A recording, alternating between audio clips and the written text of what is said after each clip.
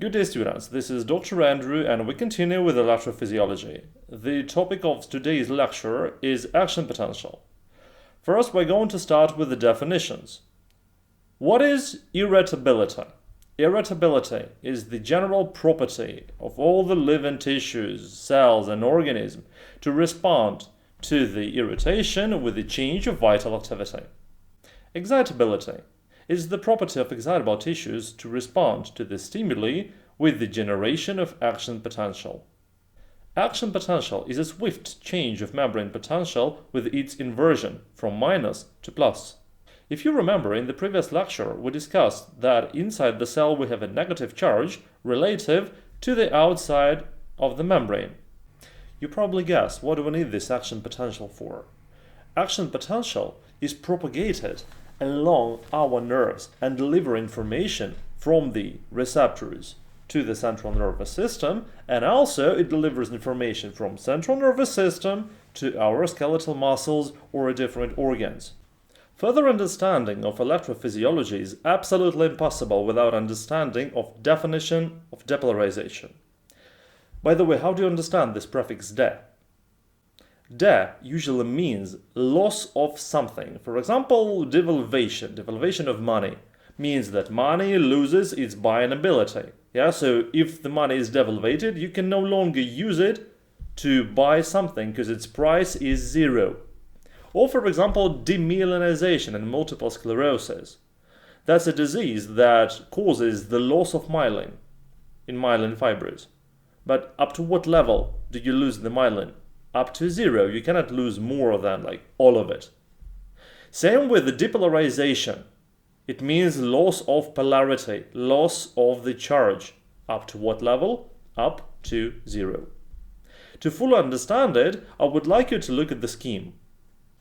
From the point of math, minus 70 is less than minus 50.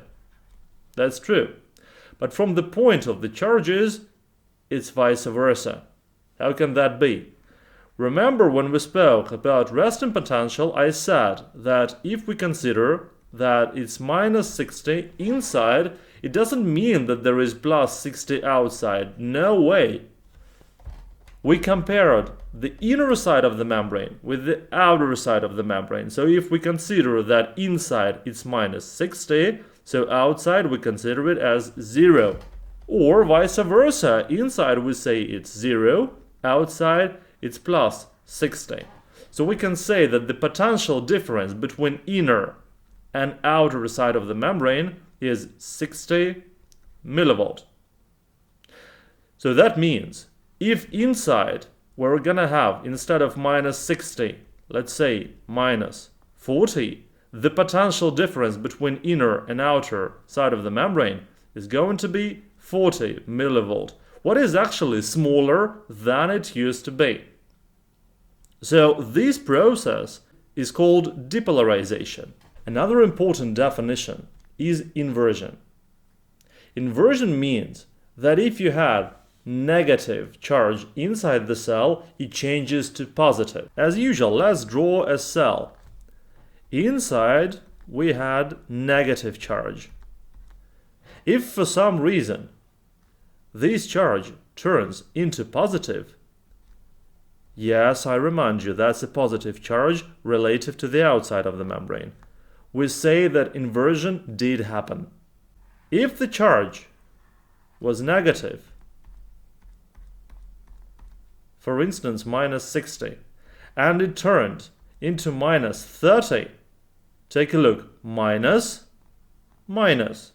So it was minus and it remained minus. We say that it's depolarization, but it is not an inversion. With this knowledge, we're ready to get down to action potential, and we shall start with the axis. So we got our x, y, we got our x, x. Here we got the charge in millivolt, here we got the time in milliseconds. This diagram below it is going to be a diagram of excitability. If we talk about the nervous cell, the resting potential is going to be minus 70 millivolt. The threshold is minus 50. What is threshold? Threshold is the level of potential which we reach and generate the action potential. That is very important. If we talk about the nervous cell, if we reach the threshold, the action potential will definitely be generated. If we do not reach the threshold, it will not be generated. So what happens during the phases of action potential? The depolarization below the threshold is called local potential. Once again, for the demonstration, take a look. If the local potential does not reach the threshold, nothing happens. So it's depolarization and repolarization. So it's like the prefix re. What does it mean? It means turning back to the original. But if the local potential reaches the threshold level, we have the opening of fast, voltage-gated, selective sodium channels. Let's take a look at the diagram and see what is going to happen. So we got a cell. If we open a channel for sodium, you remember that sodium is mostly outside. Inside we have the negative charge. So by the delta C and delta U, sodium will inflow inside the cell. And it is going to make it very swiftly and intensively. And not only it is going to compensate the negative charge and cause depolarization up to 0, it is actually going to cause inversion. We can see it on the diagram. After we open the voltage-gated sodium channels, the inflow of sodium causes a swift increase of the potential. So it reaches not only 0, it reaches the positive number, around plus 20 millivolt. After this phase, we open the voltage-gated slow potassium channels. The sodium channels get inactivated. Let's, by the way, even mark it with red. That in this phase, sodium channel gets inactivated and sodium no longer comes in the cell, while potassium, let's mark it with green, is going to outflow out of the cell. You remember that inside we have 150 millimole per liter of potassium, outside around 5. So by the delta C, potassium is going to outflow and take the positive charge out of the cell. This phase is going to be called repolarization. How do we see it on the diagram? We see the phase like our potential goes down, down, down. But as far as the channels for potassium are slow, it takes longer time for them to open and longer time for them to close. So not only the potential gets back to the resting potential, minus 70, it decreases even more and causes hyperpolarization. All this time is around 20 milliseconds. Below the diagram of potential, we got the diagram of excitability. We say that during the resting potential, excitability is 100%. So let's say the cell is 100% ready to be excited, 100% ready to generate action potential. The closer we get to the level of the threshold, the more the excitability. Sometimes students get confused. How can excitability be higher than 100%? Folks, 100% is not something to reach. For example, if you got the business, you want your profit to be higher than 100%. So like you get more profit than you put in this business. Well, same here, don't get confused. If we say that the initial level is 100%, so the closer we get to the point when action potential will definitely be generated, the higher the excitability. But when we reach this point, the excitability decreases down to 0 level. That sometimes also causes some confusion. Why does it decrease to 0 level? Now guys, remember, excitability is the ability of the cell to generate new action potential. If the cell is already generating action potential right now, it cannot generate a new one. Like if you're baking a pancake, you will not take, some dough and try to make a new one, like the same moment. You bake the first one, then you bake the second. Same here. First you make one action potential, then you will generate another. The phase of zero excitability is called absolute refractory period. Let's actually mark it with the red. Until what time are we going to have this absolute refractory period? Now you remember that for the action potential, we need to have the inversion of the charge. So until our charge is positive, let's mark it with a big plus. There is absolutely no way that we can change it from minus to plus again, because it's a plus already. So until the charge is positive, the excitability of the cell will remain 0. When the charge decreases below 0, that is the moment when we can generate the new action potential.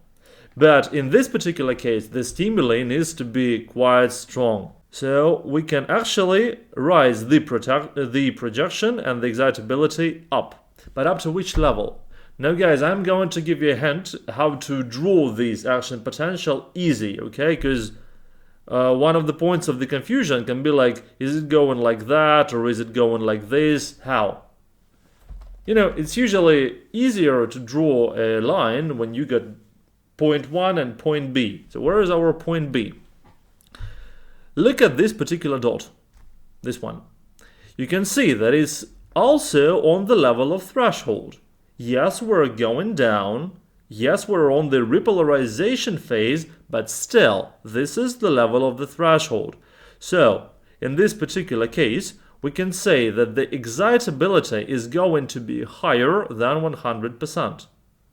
Not that high as in the first moment when we reach the threshold, but still higher. So, put a projection here, and this is your point B from absolute refractory period. This is your point A we're trying to reach, and let's combine them. Then, what do we get? This is the level of resting potential. Let's put a projection down and connect these lines.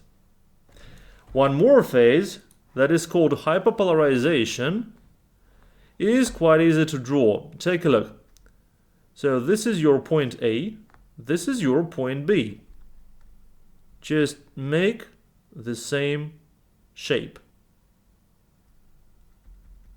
Well, it's supposed to go here, like that. You may ask me, why in hyperpolarization do I decrease the excitability? Well, look at the amount of energy you need to reach the threshold. In this moment, in this, for example, point at the resting potential, this is the amount of energy you need to reach the threshold. And in the phase of hyperpolarization, this is the amount of energy that you need to reach the threshold. Look, the amount is greater. So the excitability, once again, the ability to generate an action potential in this phase decreases. At the end of the lecture, let's discuss the laws for the excitable tissues. And the first law we're going to discuss is the law all or nothing. This law says that if the stimuli is enough to reach the threshold, the action potential will be generated and the response will be maximum. This law is true for the nervous cell, muscle fiber, and a nervous fiber. I want to mention that these are the single elements. It's not the system. For example, the nervous fiber is the single axon or a single dendrite. The second law is the law of force. The stronger the impact on the excitable tissue, the stronger the response. This law is true for a skeletal muscle or a nerve. I'd like to mention that both skeletal muscle and a nerve is the system of elements. For example, skeletal muscle consists of many neurofibers, and a nerve consists of many nervous fibers. To illustrate that, let's look on the scheme. First of all, Let's draw a muscle. That's our skeletal muscle. And there are two electrodes, plus and minus, that are applied to it. So plus, minus. If we switch on the current, the muscle will contract. By the axis X, we're going to have the current strength. By the axis Y, we're going to see the amplitude of muscle contraction. So the more the current strength, the more the muscle will contract. I believe this one is quite obvious, but I want to mention it again. It works for the skeletal muscle and for the nerve. The third law is the law of duration. It also works for skeletal muscles and nerves, not for the cells and the fibers. So the longer you apply threshold or above threshold stimuli to skeletal muscle or nerve, the stronger the response. The fourth law is the law of the gradient. So the faster you increase the current power applied to the muscle or the nerve, the stronger the response. This one, I believe, we should illustrate. Once again, we have a muscle,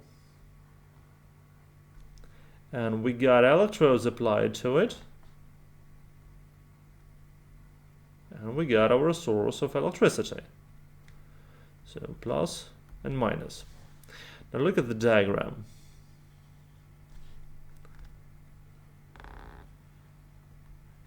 So as usual, we got the current power by the axis X, and we got the amplitude by the axis Y.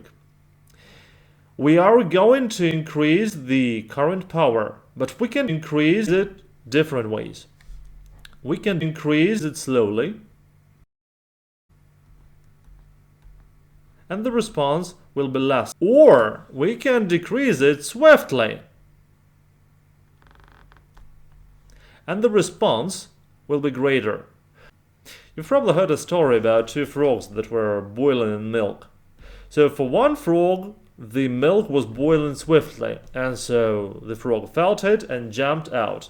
For the another frog, it was going slowly, so the temperature was rising slowly, and the frog boiled because it did not feel it. That actually is the good illustration of that law. That is all what I wanted to discuss with you in this lecture. As always, subscribe to our channel, like the video. See you next time.